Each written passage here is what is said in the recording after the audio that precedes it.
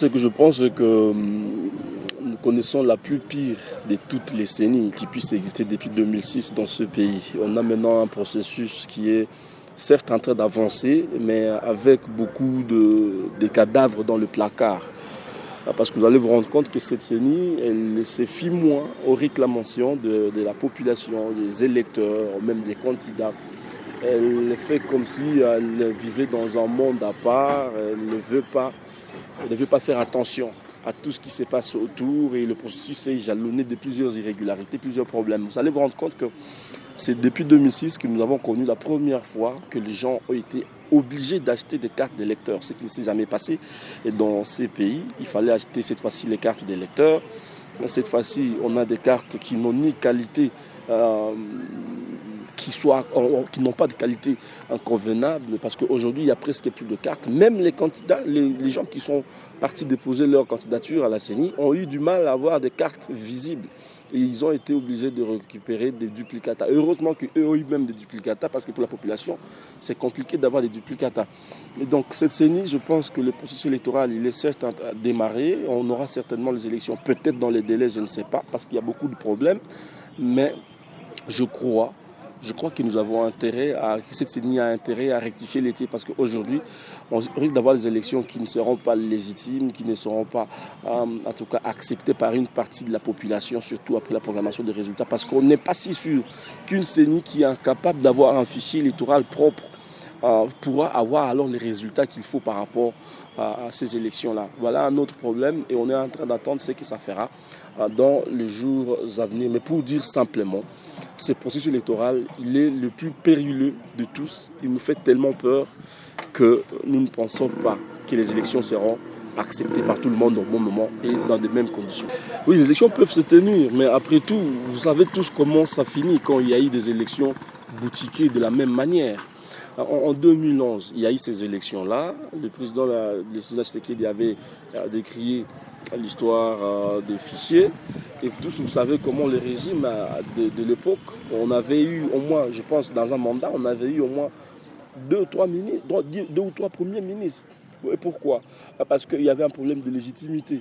Et quand il faut trouver un consensus autour d'un pouvoir, ça veut dire qu'on gère par consensus et non par légitimité. Et ce sont des problèmes. Donc il n'y a que la légalité qui prime sur la légitimité. Alors que normalement, un bon pouvoir, il doit s'asseoir sur et la légitimité et la légalité. Alors quand il n'y a que la légalité qui vous couvre, ça veut dire que vous n'avez plus de légitimité et ça vous amène à avoir des conciliabiles qui, de fois, ne jouent qu'en faveur de ceux qui ont le pouvoir ou ceux qui prétendent avoir ce pouvoir-là, alors que la population va rester dans son coin en train de souffrir avec ses problèmes et personne n'aura d'autres mécanismes pour sauver cette population avant d'autres élections qui puissent arriver. Donc c'est une erreur grave d'aller avec un fichier qui n'inspire pas confiance jusque-là à une partie des parties prenantes, quoi.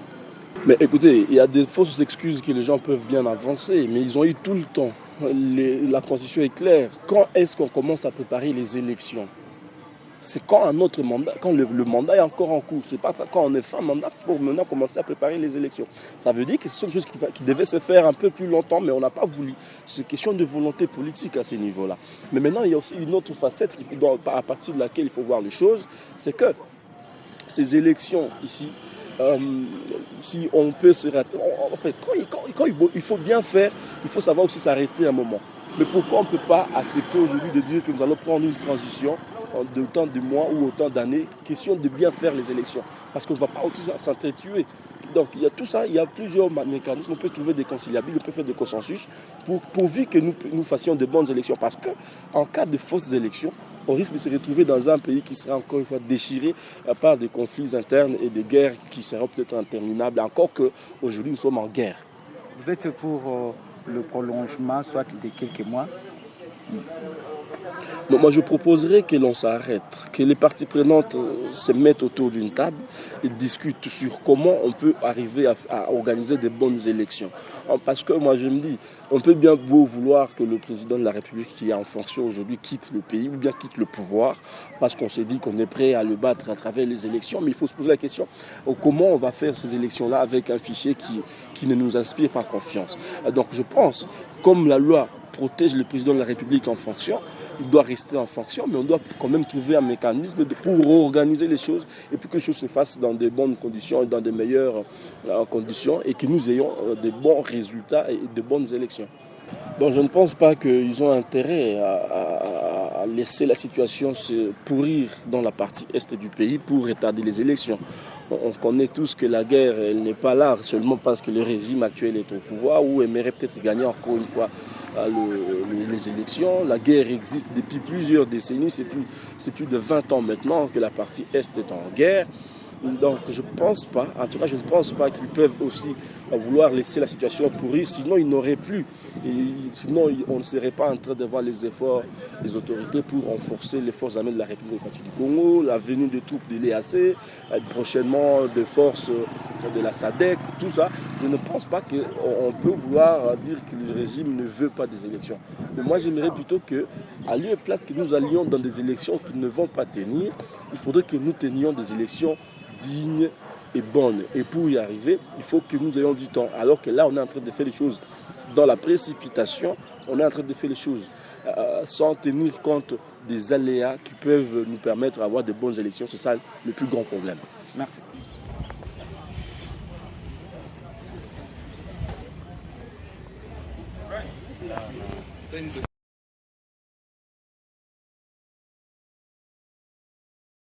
Oui, je reprends au nom d'Esaïe Tsongo, je suis journaliste ici dans la ville de Goma, je travaille pour la radio Télé Grand Lac et Plein Évangile. Également, je suis correspondant des Actu 30 de Kinshasa. Voilà, parler du processus électoral passé, celui qui est en cours en tout cas, c'est une question pertinente, justement que la comparaison n'a pas toujours été facile, mais quand même je dirais, à mon avis personnel, le processus en cours est en train d'avancer, comme on le voit. L'étape d'enrôlement ou d'enregistrement des électeurs est déjà passée. Il y a le dépôt des candidatures en cours. Nous voyons que ça promet peut-être, bien qu'on ne sait pas en tout cas ce que nous réserve l'avenir, mais on voit qu'il y a des avancées. Contrairement au processus passé, nous avons assisté à ce qu'on a appelé les glissements, les élections qui devaient avoir lieu, je ne sais pas, c'était en 2016 si je ne me trompe pas, mais qui ont eu lieu en 2018. C'est-à-dire que ça n'a pas été tenu dans les délais. Et ça n'a pas été tenu dans les délais. Et juste même après, il y a eu des contestations par rapport à ceux-là qui ont postulé. Les candidats, ils n'ont pas été satisfaits des élections. C'est-à-dire qu'en tout cas, ce processus-là n'a pas été comme il le fallait.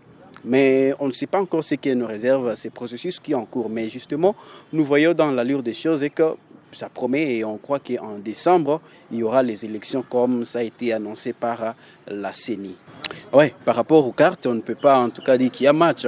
Par rapport au processus passé, d'ailleurs moi-même, j'ai remis ma carte pendant qu'elle avait encore... Elle était encore dans un bon état. C'est-à-dire que par rapport aux cartes, en tout cas pour le processus passé, on nous a délivré des bonnes cartes. Mais pour le processus en cours, voilà, si je peux vous montrer même ma carte, aujourd'hui le visage n'est plus là. Mais justement, aujourd'hui, j'ai reçu un communiqué de la CENI qui dit qu'on va donner des duplicata. Mais c'est aussi d'autres ressources qui seront dispensées et qui pouvaient être utilisées pour d'autres choses. C'est-à-dire qu'en tout cas, pour ça, la CENI n'a pas fait un bon choix du fournisseur des cartes d'électeurs. Les moyens par rapport à la sensibilisation, bon, je ne sais pas, parce que moi personnellement, je ne dirais pas que j'ai eu ces moyens-là en question. Mais les moyens, effectivement, ont été mis à la disposition pour sensibiliser la population, pour s'enrôler massivement et aussi pour la sensibiliser aux élections. C'est-à-dire que ça, c'était quand même un point fort pour le processus passé. C'est évident, c'est évident. Justement, d'ailleurs, le contexte actuel est encore plus complexe que même celui de 2018, si je peux le dire ainsi, avec l'insécurité qui bat son plein. Justement, on est en train d'approcher il y a quelques mois, mais plusieurs territoires sont encore sous contrôle de l'ennemi. Et est-ce qu'on va espérer aux élections pendant que d'autres compatriotes sont encore contrôlés par l'ennemi? Je ne sais pas. Et cela risque en tout cas de nous amener encore au glissement, soit à la prorogation encore du délai de ce processus en cours. Et ça risque encore de créer d'autres situations indésirables dans le chef de la population. Ça dit qu'en tout cas, il y a à craindre pour ce processus qui est en cours. S'il y a un conseil à donner à ce niveau, à ce stade, un conseil à donner à la CENI par rapport à tous ces processus, quel conseil donnerez-vous à la CENI?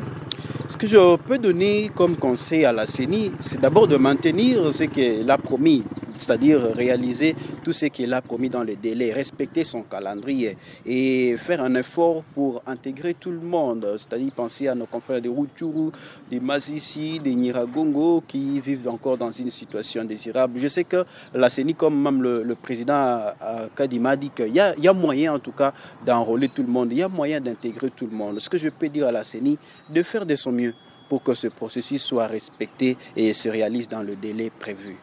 Merci beaucoup.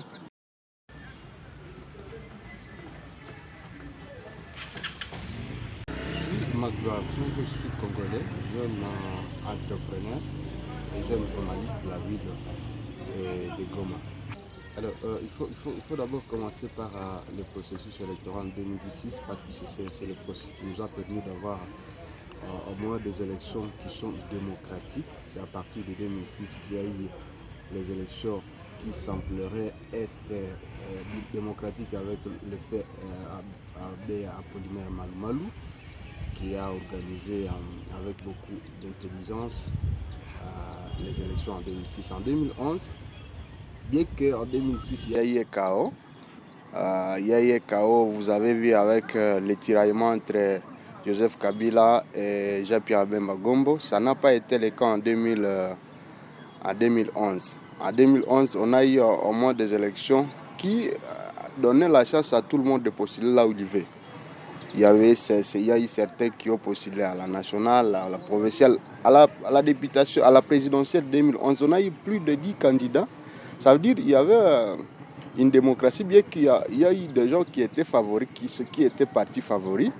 On a vu quand même qu'il y avait certainement une liberté dans la manière de présenter la candidature. Donc on a eu quand même des élections en 2011 qui semblerait bien qui ont été boycottées. Parce qu'en fait, nous venons de connaître, si pas 3 élections, 3 cycles électoraux qui, en réalité, chacun connaît des défaillances, des contestations. En 2011, on a assisté à la contestation de M. Tshisekedi Ouamouloumba, le père du président actuel. En 2018, on a assisté à des élections que moi je considère personnellement comme jeune Congolais, comme des élections qui sont parmi les meilleures parce qu'on a assisté à l'alternance démocratique. Parce qu'on a vu un président à vie remettre le flambeau à un président élu. Donc ce sont des élections qui ont quand même montré que nous connaissons généralement l'évolution sur le plan démocratie. Bien que ces élections aussi ont été contestées par M. Martin Fayoulou Madidi, qui jusqu'à présent continue à réclamer le pouvoir. Donc ça s'est fait, que ce soit en Europe, que ce soit en France, aux États-Unis, il y a toujours contestation des résultats. On ne peut pas avoir 2 présidents dans une même république. On doit avoir toujours un seul président de la République qui a été élu et qui a été proclamé et par la CENI et qui est validé effectivement par la Cour constitutionnelle. Et nous avons connu M. Félix Tshisekedi qui a été proclamé par la CENI et par la Cour constitutionnelle comme président de la République. Nous espérons que à 2023, comme nous allons entrer dans le 4e cycle électoral qui est démocratique, nous espérons que cette fois-ci, ça seront des élections participantes où Félix devrait associer tous les acteurs politiques, tous ceux qui sont dans la sphère politique, notamment les opposants, notamment l'Église catholique, l'Église protestante. Donc toutes les couches sociales doivent participer aux élections de 2023 parce que s'il n'y a pas participation d'une certaine tendance à se protéger, ça sera des élections qui sont chaotiques. Si par exemple aujourd'hui, comme Joseph Kabila et M. Fayoulou et la COFEDEC n'ont pas présenté des candidats à la députation nationale, on va observer à quelle sorte d'élection. Donc moi je pense personnellement qu'il ne faudrait pas qu'on priorise les élections d'ici 2023, d'ici décembre, ça qu'il y ait un consensus entre non seulement l'Union sacrée, l'opposition, mais aussi avec l'Église catholique ou soit les églises qui œuvrent à travers la République. Aujourd'hui, je commence à voir déjà, vous êtes en train de vouloir évoquer quelque chose en forme de peur par rapport au processus passé. Quel conseil donnerez-vous à la CENI pour éviter ce qui n'a pas allé et tout ce qui a conduit à des contestations du processus passé? En fait, ce qui a connu des gens pour le moment, c'est que ça donne une anticipation aux résultats qui va sortir, aux résultats qui sortiront des élections de décembre 2023. Vous imaginez, pour le moment, il y a contestation du fichier électoral.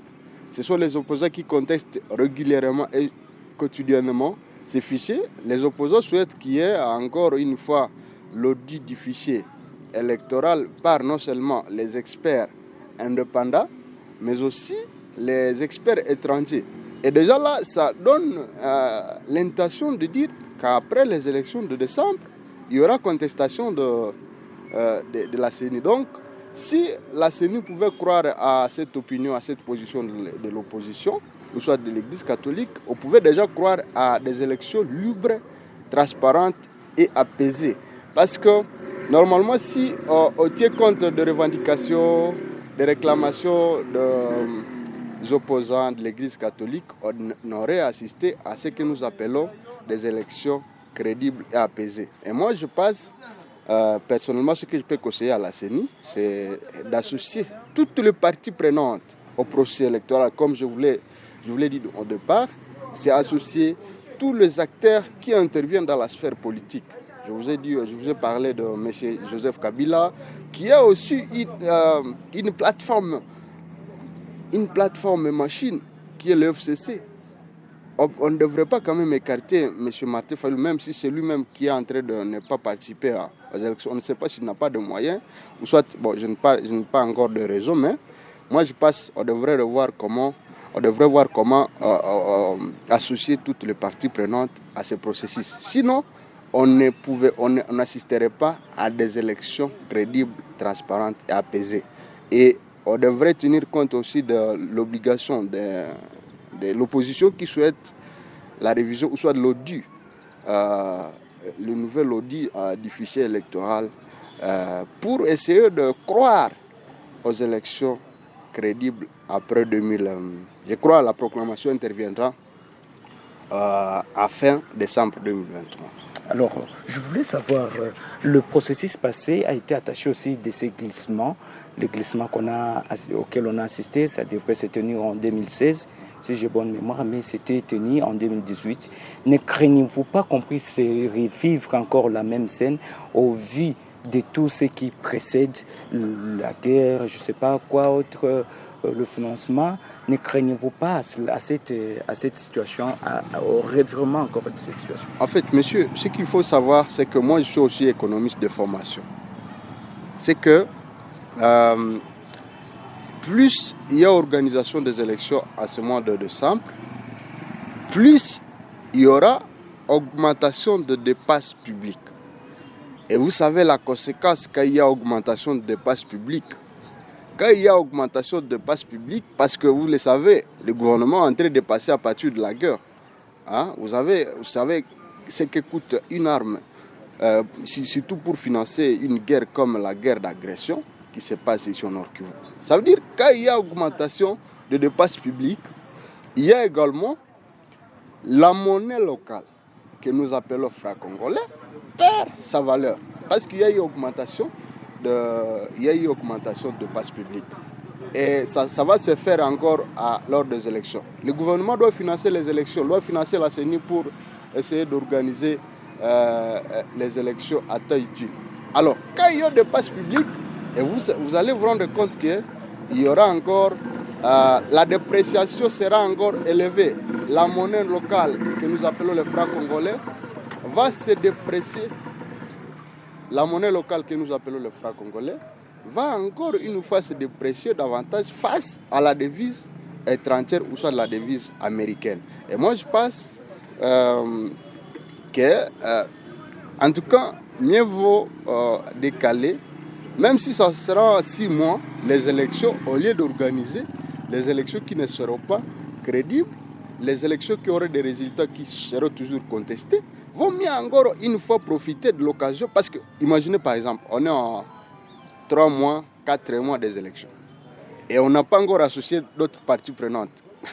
Quelle sorte d'élection va? Moi, je suis journaliste, c'est juste mon opinion, ma position. Il faut peut-être qu'on ait le temps, par exemple, de décaler les élections, même en 2 mois, 3 mois.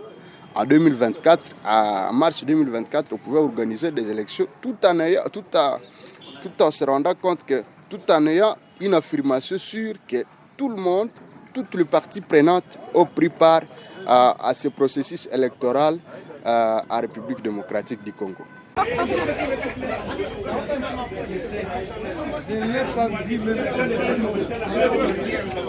Je suis Jonas Kassoula, journaliste à Channel Télévision et la BR-Info ici à Goma. Bon, voilà, aujourd'hui, on peut dire que les processus actuels évoluent normalement malgré les contextes de sécurité par rapport au processus électoral passé. Parce qu'en 2018, comme tous le connaissent, c'était d'abord un processus, je veux dire, c'était forcé. On a vu, c'était des mouvements citoyens qui ont poussé qu'il y ait d'abord des élections en République démocratique du Congo. Mais également, il y a eu une partie qui n'a pas participé aux élections, c'était en 2018. C'était faute, bien sûr, d'une maladie, d'une épidémie qui a embrasé la partie nord, au nord de la province de Nord Kivu. Alors, il y a aussi actuellement, je vais le dire comme ça, les processus. On a tous observé à la clôture de dépôt de candidature à la députation nationale, ici au Nord Kivu. Je vais d'abord commencer par le processus d'enrôlement des électeurs qui s'est bien passé malgré différentes difficultés du côté peut-être de la CENI, mais aussi de la population. On a eu des plaintes de beaucoup de citoyens qui ont décrié les monnayages de la carte d'électeur, pourtant une carte qui se donne très gratuitement. Mais également, aujourd'hui, il y a ces cartes qui sont effacées, qui ne sont plus lisibles. Bien évidemment et heureusement, la CENI venait de faire un communiqué de délivrance des duplicata à ceux qui notamment ont perdu leurs cartes d'électeurs, mais également à ceux-là dont leurs cartes n'affichent plus, ne sont plus lisibles. Voilà donc aujourd'hui les processus évoluent normalement, mais nous sommes en train de vouloir encore une fois observer un processus qui va se faire sans beaucoup de parties de la République, notamment à Kwamut, mais également dans les territoires de Massissi et Rutshuru, ici au Nord Kivu. Vous avez sans doute compris que vous savez bien évidemment que ces deux parties de la province du Nord Kivu sont en insécurité grandissante. Et voilà les pourquoi qui fait assez que c'est pas si c'est la CENI, c'est le gouvernement congolais décide de ne pas en tout cas de faire participer ces deux territoires à ces processus électoraux. Mais comme tout le monde le connaît, c'est la guerre, l'insécurité. Cette insécurité qui est en train de secouer la partie. Mais également, il y a la mauvaise volonté des autorités. Si une fois les autorités veulent s'éterniser au pouvoir, ils peuvent ne pas vouloir faire ces élections pour qu'ils restent longtemps au pouvoir, comme tout politique qui se respecte, je vais le dire comme ça. Ils veulent toujours conserver le pouvoir le plus tôt possible. Voilà.